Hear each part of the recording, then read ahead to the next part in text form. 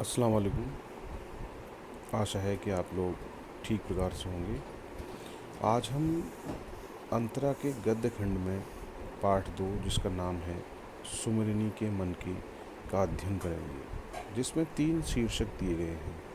पहला है बालक बच गया, दूसरा है घड़ी के पुर्जे और तीसरा है ढेले चुन लो।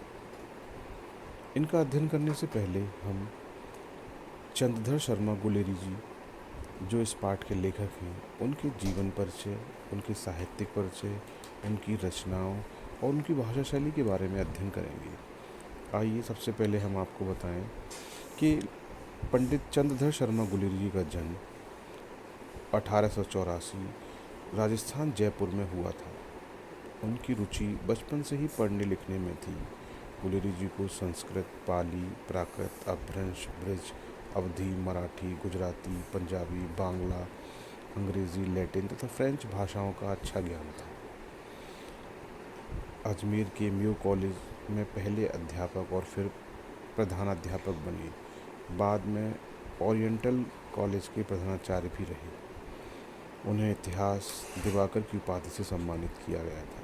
इनकी प्रमुख रचनाएं हैं घंटाघर, सुकन्या, बुद्ध का कांटा, हीरे का हार, सुखमय जीवन तथा उसने कहा था उनकी बहुत ही प्रसिद्ध कहानी थी।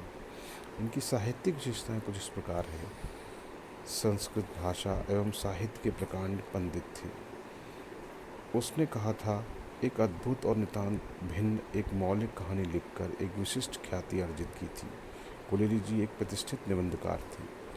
उनकी भाषा शैली में अत्यंत सरल एवं सहज प्रवाह मिलता है, साथ ही विषय को गंभीरता से पाठक के सामने प्रस्तुत करती है। गुलेरी जी बहुभाषा ज्ञानी थे।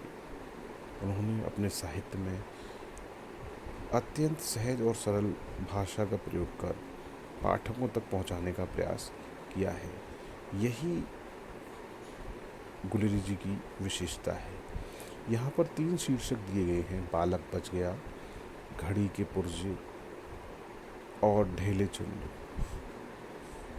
इन तीनों शीर्षकों के माध्यम से वो समाज को सीख देना चाहते हैं और वो सीख ऐसी होनी चाहिए जिसे वो पढ़ने के साथ साथ अपने अमल में भी ला सकें। अपने अमल में लाना इसलिए भी ज़रूरी है कि जब तक ज्ञान व्यवहारिक ना हो तब तक ज्ञान का कोई भी फ़ायदा नहीं है। केवल रटने से काम नहीं चलता, बल्कि उसको अपने व्यवहार में भी उतारना चाहिए।